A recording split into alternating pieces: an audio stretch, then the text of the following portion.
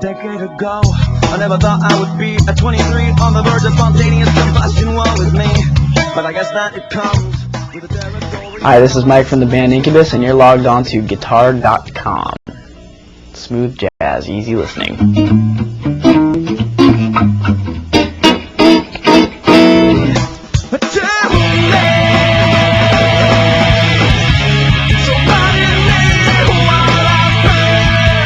There are a lot of different ways to play chords, and you can, chords are made up of different intervals, like a basic power chord is the root note, the fifth, and then the octave. The basic power chord, this with the fifth being placed on top, or on the bottom actually, relatively speaking, and then the fifth being placed as the root note, or I mean not the root note, the bottom note, the bass note.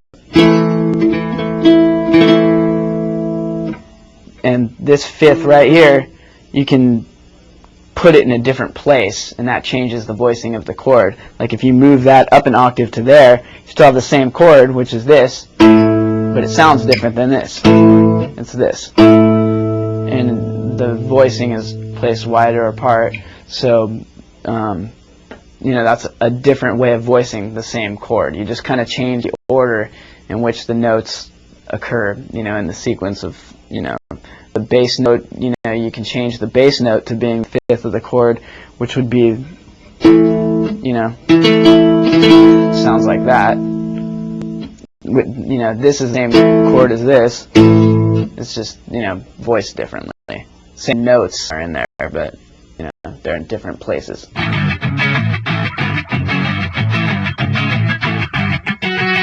If I write a chord progression, like just a simple chord progression, sometimes I'll go into, I'll look at what the root notes are, and then I'll try to voice it somehow differently, and then it'll evolve into, a really cool guitar line, something that's different than, just playing the chords over whatever it is that,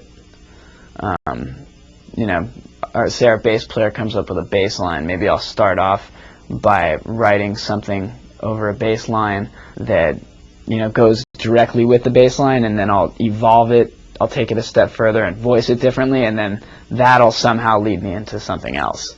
Our song Pardon Me, that's a very good example of that, because we play an acoustic version of it where I had to completely change. In the acoustic version, I kind of have to compensate for the guitar during the verses of that song isn't really doing anything to support the chord structure. The bass is kind of taking care of that. So when in the acoustic song, when the bass isn't there, I kind of have to fill it in. I couldn't just get away with playing what I do during the the normal version of the song. So I had to kind of play along with the bass line and figure out the right chords to play over it to fill in all the holes. And actually, what I came up with ended up being really cool. And I'm kind of bummed out that I didn't think to go that route with it before, because I probably could have done something a lot more interesting during that part. But you live and you learn. The verse part in Pardon Me, I'm playing through a phaser and a delay, and I'm doing these volume swells. So it's kind of difficult to do with this, but maybe I could do it. Okay, I start off with this, and I just kind of like swell the volume up like that. I don't know if you can tell.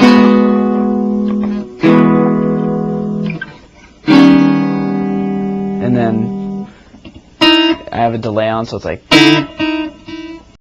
and this is the first chord right there. And then just change the bass note right there. And then those are, each one of those chords is swelled, with the volume and the delay and everything.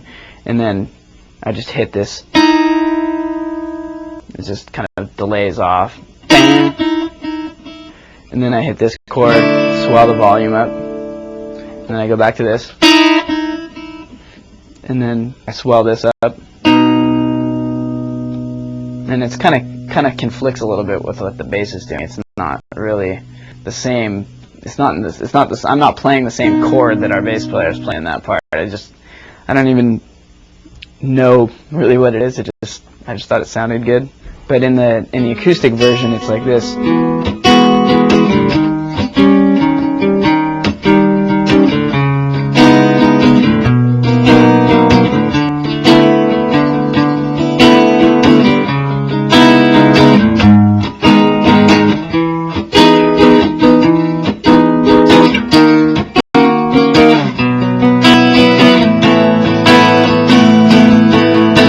It's like a whole bunch of different chords, you know, that kind of work together, and I don't play anything like that in the actual song.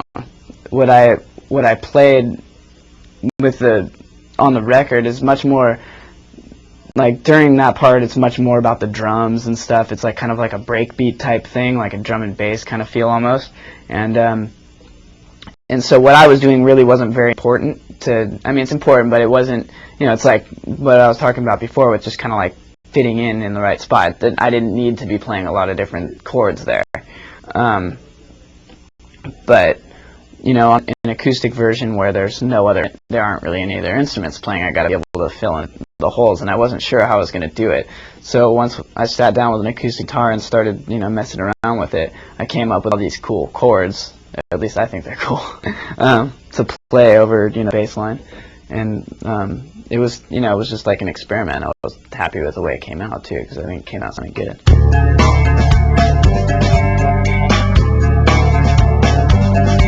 A lot of people ask me how I play the main rhythm part in our song called Stellar, which is actually kind of difficult for me to play. It's one of the harder things, but you guys want me to play it, or it's just it's like this.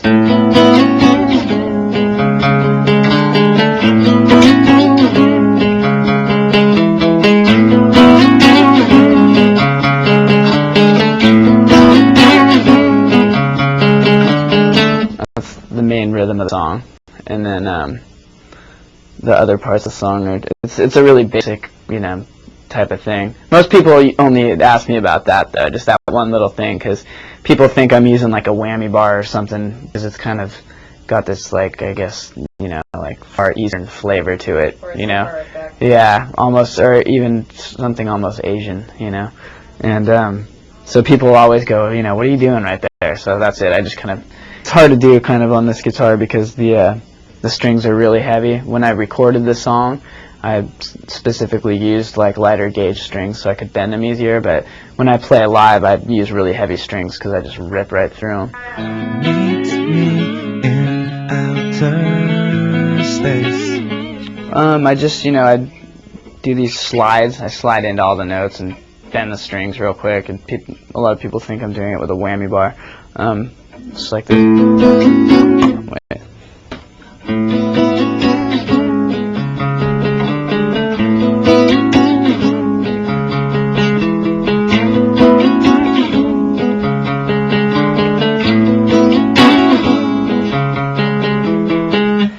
Very, you know, like Jimi Hendrix type of thing.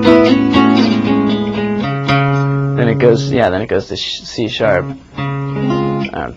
minor, like C sharp minor 7. Yeah, and then it goes to B,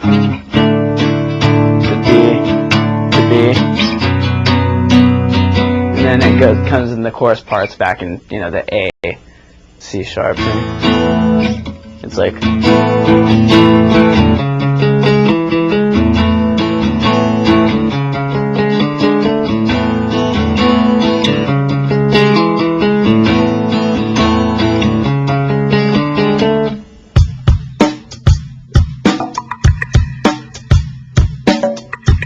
I was studying music theory, we had this whole, like, you know, class for, you know, like a whole semester. It was all completely devoted to sight singing.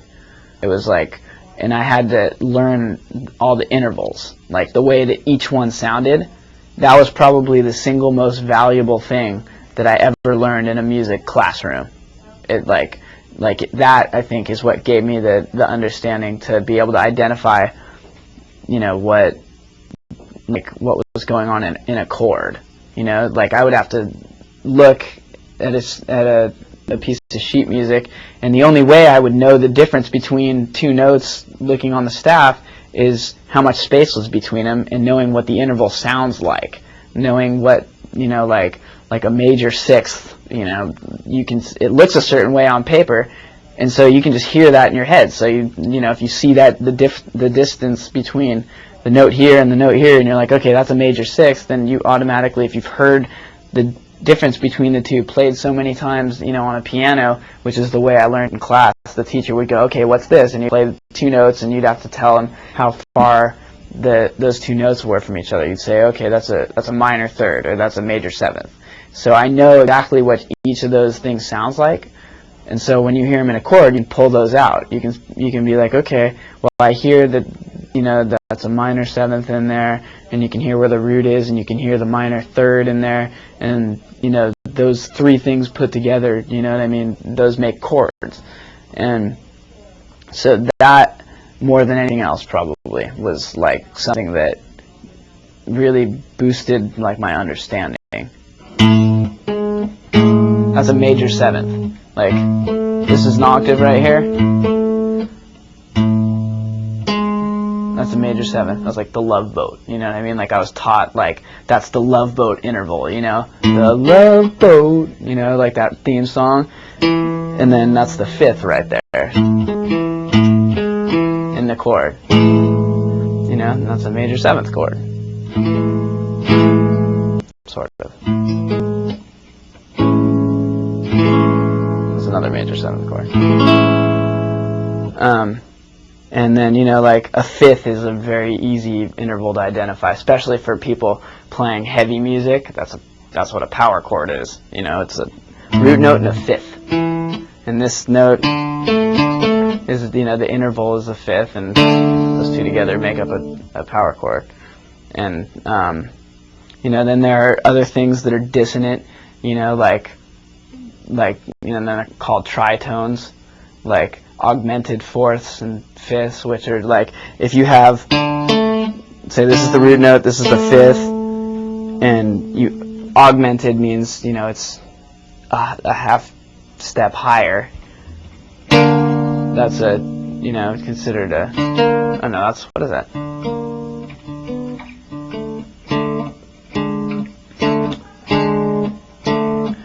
Diminished right there. I'm sorry. I'm like confusing myself. That's a tritone right there. These things sound dissonant by themselves, but when you're using them in conjunction with something else, like when they're transitioning to other chords, a lot of times they're very, very melodic sounding.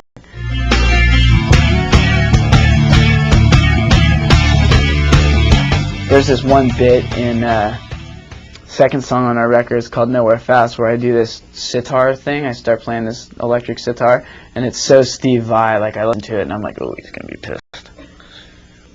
But so that's how it goes? It's like it's actually, I'd have to tune this thing down to D. It goes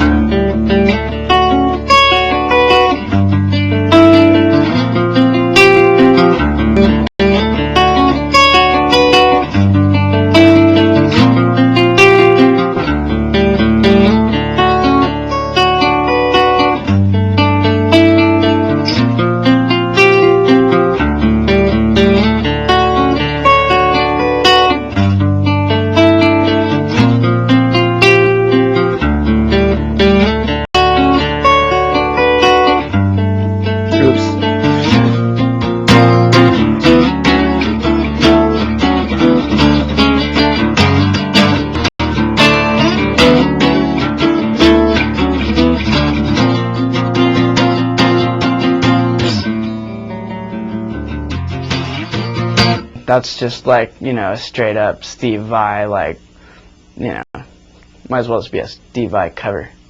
But, it's also like Jimi Hendrix also did a lot of stuff like that, and, and there's a lot of stuff like that in Zappa's music too, so.